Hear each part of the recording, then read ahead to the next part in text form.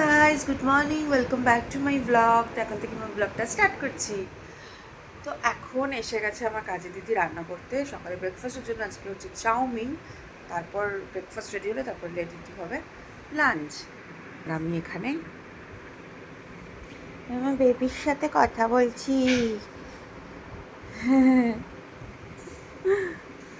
চলো দেখাচ্ছি কি হচ্ছে রান্নাঘরে।